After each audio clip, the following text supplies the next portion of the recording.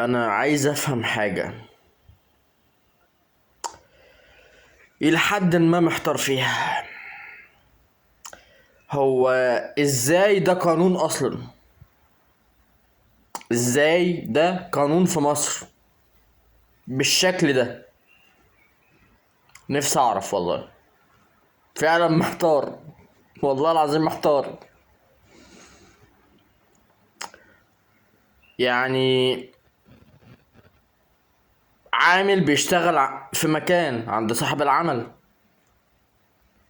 صاحب العمل شاف مرات العامل جميلة وحلوة وعجبته، جسمها عجبه وجميلة، فاتصاحب على العامل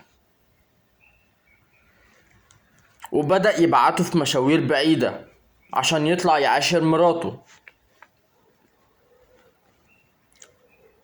فهو بيديله فلوس تمن الخدمة اللي هو هيروح يعملها، لأن العامل دوت يعتبر ديليفري بيوصل مع عربية وبيوصل حاجات صاحب العمل بيديها له المشاوير بعيدة، وصاحب العمل بيبعته المشاوير بعيدة عشان ينفرد بمرات العامل ويشبع رغباته الجنسية. ده مش معناه يا إعلام مصر إن الزوج بياخد فلوس من العشيق عشان العشيق يعاشر مرات الزوج. يا إعلام يا منافق يا فاجر. حسبي الله ونعم الوكيل فيكو. حسبي الله ونعم الوكيل فيكو. حسبي الله ونعم الوكيل في الصحافة المصرية وفي إعلام مصر. حسبي الله ونعم الوكيل. المهم،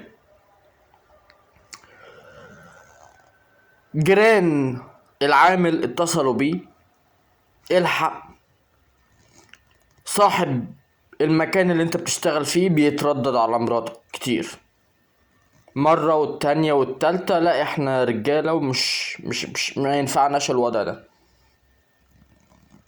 رجع العامل من دي جريمة زنا وقتل حصلت في مصر.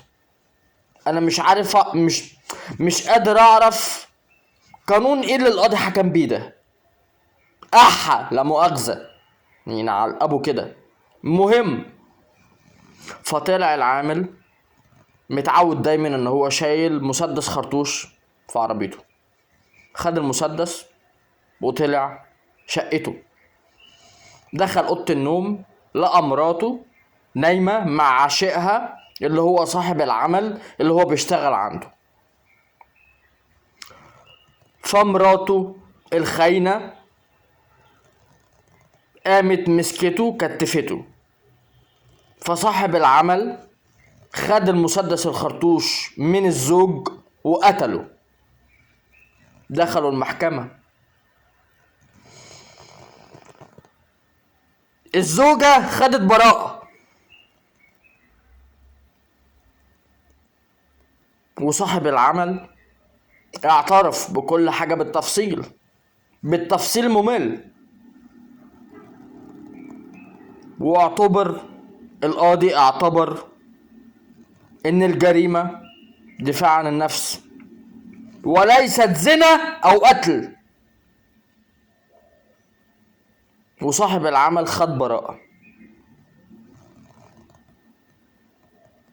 واللي اتخان مات وشكرا. قانون ايه ده يا مصر؟ قانون ايه ده؟ بأي حق؟ قانون ايه ده؟ احا